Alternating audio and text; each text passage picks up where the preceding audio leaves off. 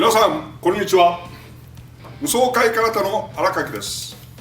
前回は武術としての沖縄空手の立ち方を説明しました。その中で内パンチ立ち、内反戦ですね、または南方拳の立ち方。立つということはどういうことか。座ることと立つことの違い、かついかに膝が重要か、いかに膝が重要であり、かついかに膝を守ることが重要であるかということを説明しました。今回は種目立ちを説明します。種目という言葉は我々は日常生活では使いません。どういう意味かと言いますと、この種目というのはこのような立ち方、またはこのような立ち方だと言われています。すなわちハンマーみたいに立つと、これが取り手ですね、これが取っ手で、これが鉄の部分、ハンマーのように立つと、またはこういうのが種目だと言っています。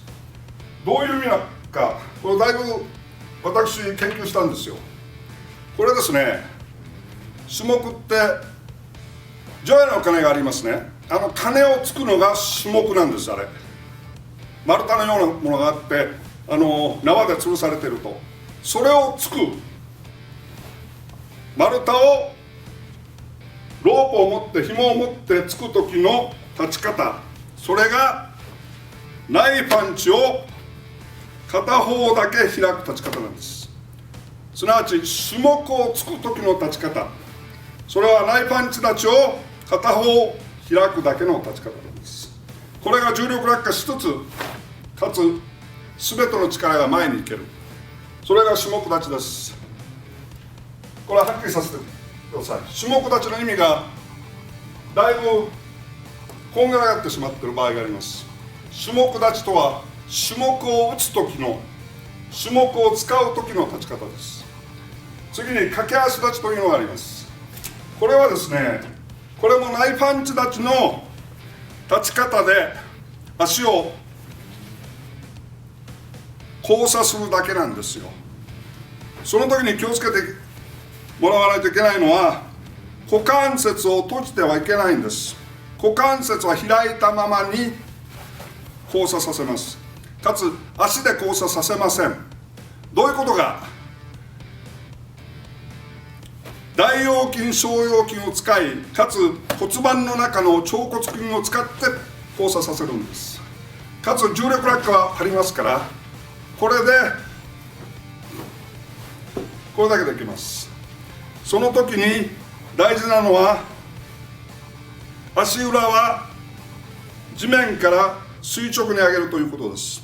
かつ垂直に全て下ろす。なぜならこういう上げ方、こういう落とし方っていうのは一種ストッパーかかってるんですよ。止めてしまってるんです、動きを。もう見えますね。これ止まってるんですよ。これはこのまま上げる。そうじゃないと体重はここに移動しません。これが武術としての沖縄空手の立ち方の一種の変形ですね。種目立ち、駆け足立ち。この駆け足立ちというのは説明したように前と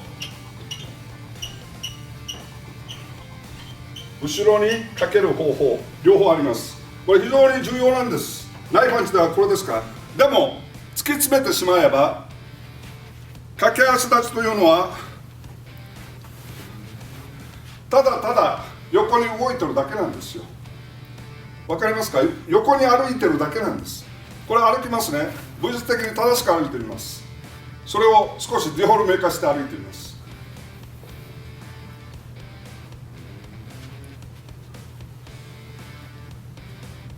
これを駆け足立ちというのをやってるわけです。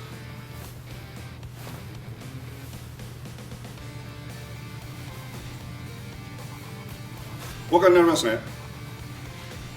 さて、沖縄空手には猫足立ちという非常に特殊な立ち方があると。英語でキャットスタンスと言います。猫の立ち方。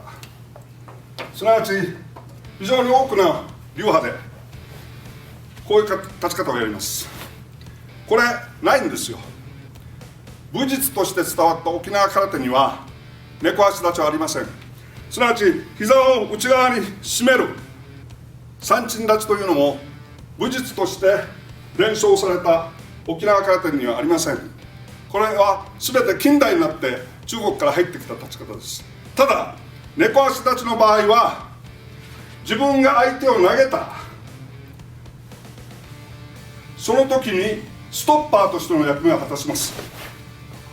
相手がここにいて首を刈りながら首を折りながら投げる、その時に足を揃えてしまうと自分の体が流れてしまうんです。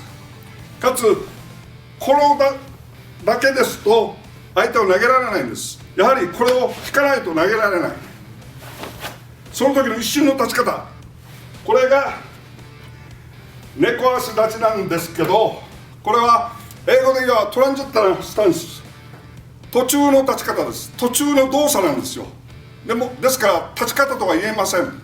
ですからこういうふうにして立って戦う、実際の戦いです。こういうふうにして立って戦う人はいません。かつ腸骨筋、腸腰筋、すなわち股関節が閉じてしまいますので力が出ません。これと一緒です。こういうふうに重量上げをする人はいないように、こういうふうにして立つ人はいません。ただストッパー、一瞬の立ち方、それは出てきます。このように武術としての沖縄空手の立ち方というのはナイファンチ立ちのみです。それの変形である種目立ち、または駆け足立ち、それの前交差後ろ交差の駆け足立ち、そして唯一ストッパーとしての猫足立ち、これだけです。真理というのはこのように本当に少数のものなんですよ。問題はそれを使えるかどうか、それだけです。